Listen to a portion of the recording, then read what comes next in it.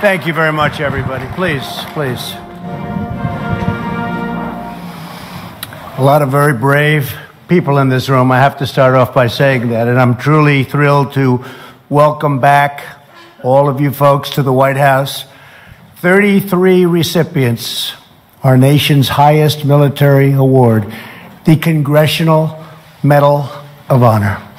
You know, now they say the Medal of Honor. Am I wrong in saying that it just sounds better when you say the Congressional Medal of Honor? Somehow it's just a very special thing, a very special group of people. Nearly half of the nation's 72 living recipients are here with us tonight. So you have 72 total recipients living, and we have half tonight, and I feel I know you. Most of you I've met, right? More than once. Each of you went above and beyond the call of duty. Each of you risked life and limb without a thought for your own safety. Each of you has made a lasting mark upon the history of our great nation. The Congressional Medal of Honor is the supreme symbol of American courage. It is the ultimate tribute to American valor. You are the strongest, the bravest, and the finest among us. See, my ego's not that big. I admit it. I admit it. Okay, right, General? I admit it. It's true. And we thank God that you were there in America's hour of need. We will all honor Medal of Honor winners and recipients, and will always do that. And to be here tonight with you is very, very special. I want to thank you all for coming to the White House. We have some tremendous people that are paying great respect to you in this room. Other than our Medal of Honor winners, we have some tremendous people, highly respected, and they all wanted to be here. So I'd like to ask, if I might, for the winners of the Congressional Medal of Honor to please stand. Thank you.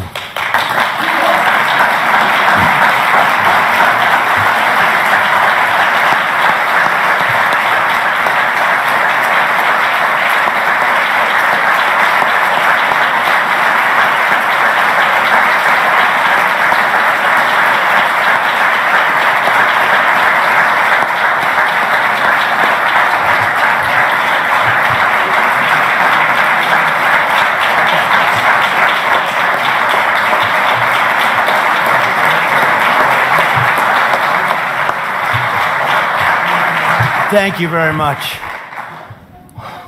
That's really something. Before continuing, I'd like to provide an update on our preparations for the incoming hurricanes. We have some really big situation confronting us. It's coming in fairly fast, and it's going to be one of the biggest to ever hit the East Coast, one of the biggest to ever hit our country. Maybe something will happen, but it's looking like that probably won't be taking place, unfortunately, meaning veering away from land. My administration is in close coordination with state and local authorities and FEMA. These are tremendous people also, as you know, has already placed extensive resources on the ground, including search and rescue experts, power restoration, and medical support. Tremendous people working on the hurricane, first responders, law enforcement, and FEMA, and they're all ready, and we're getting tremendous accolades from politicians and the people. We are ready, but this is going to be one of the biggest ones to ever hit our country. Residents in the path of these devastating storms should comply with all evacuation orders and other emergency instructions. Protection of life is the absolute highest priority, and that's what we're doing. It's called protection of life. So God bless everybody, and be careful. Thank you.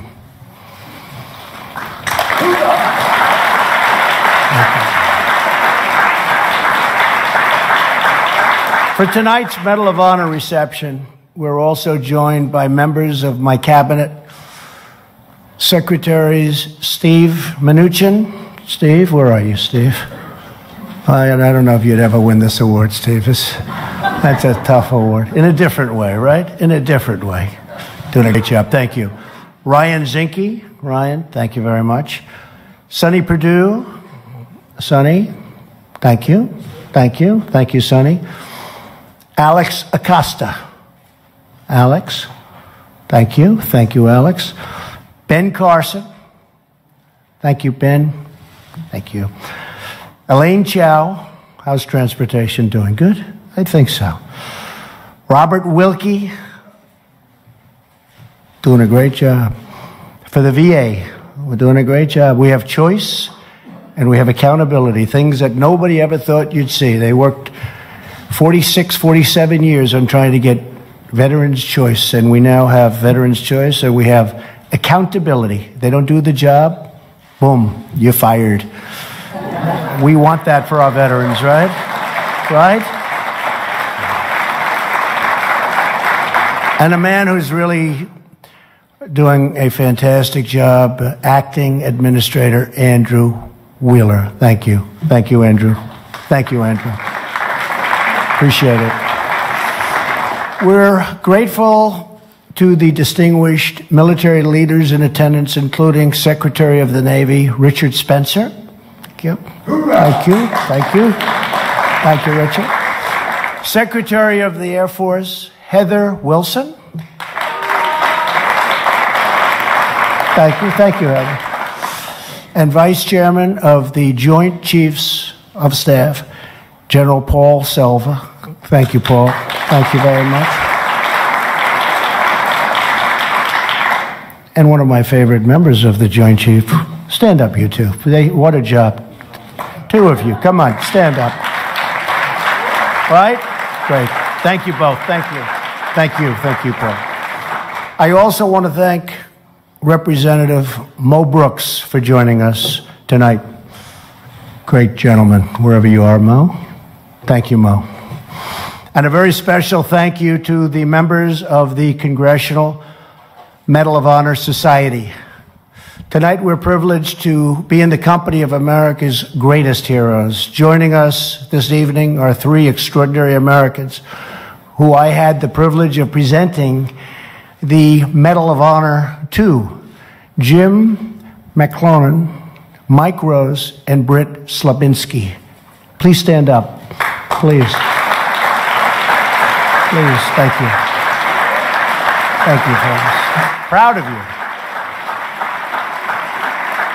We also are very proud to have among us a Marine who served in World War II and who fought heroically at Iwo Jima.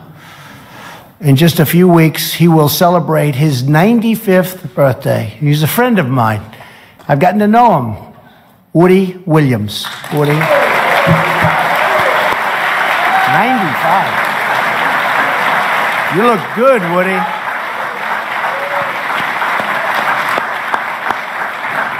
You look good. Another friend of mine, General John Kelly and his incredible wife, Karen. They're here someplace.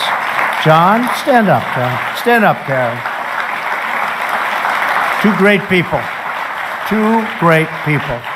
I also want to say a word of warmth and love to the spouses and the loved ones here tonight. We know that the courage of our warriors is sustained by that great love and support and sacrifice of our military families. Without those great families, it would never be the same, and we all understand that. All of the recipients understand that, I know. So thank you all for being here, and thank you for your tremendous support. Thank you.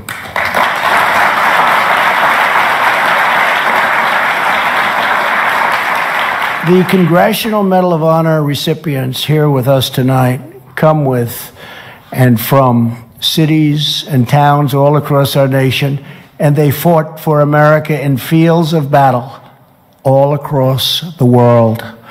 In Vietnam, Bruce Crandall flew a helicopter full speed ahead, straight into enemy fire, and it was a lot of fire from what I understand, Bruce.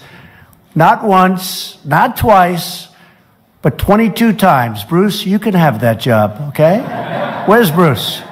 Bruce. Thank you, Bruce. 22 times.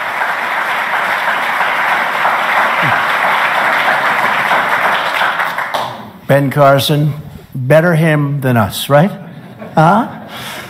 In Korea, Hiroshi Miyamura single-handedly battled an overwhelming number of enemy fighters without reinforcements. They didn't come. They weren't there.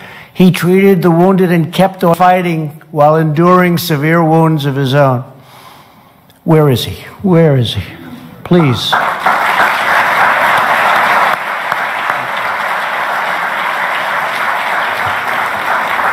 In Afghanistan, Ed Byers rescued a hostage from terrorists, tackled a guard in hand-to-hand combat, and shielded the hostage from enemy rounds. Every single recipient here this evening has acted with heroism beyond description and courage beyond measure. Tremendous courage. You inspire dread in our enemies, awe in our friends, and universal admiration among freedom-loving people all around the world. They respect you so much, more than you would even know. I know that tonight you are also thinking of your fellow warriors who didn't come home. Many, many warriors did not come home. We forever remember and eternally honor America's fallen heroes. The warriors with us today continue to give of themselves long after leaving active service. One of them is Sammy Davis. I know Sammy Davis, but it's a different Sammy Davis. Good name. Where's Sammy? Sammy. Now I know two of you. Thank you, Sammy.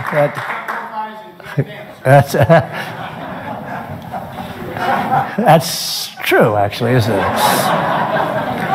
Who earned the Congressional Medal of Honor for his heroic actions in Vietnam.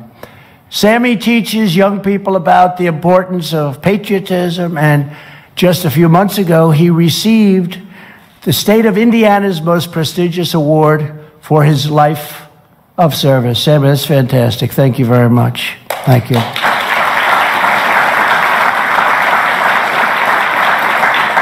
Also with us is Ronald Rosser, who fought in Korea and then became a police chief, a construction foreman, and a history teacher.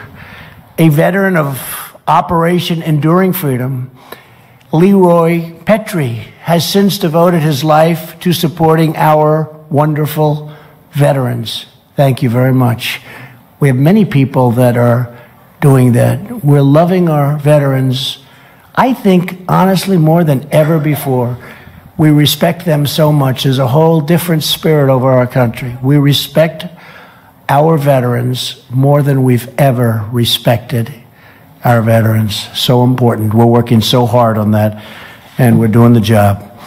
These are just a few of the incredible stories represented in this room today. Before I conclude, I would like to ask the president of the Congressional Medal of Honor Society to come up and say a few words. A friend of mine, we've met a number of times, and he's a good man and a little bit of a character, and that's okay. I suspect you're all characters. Please come up, recipient Drew Dix. Thank you.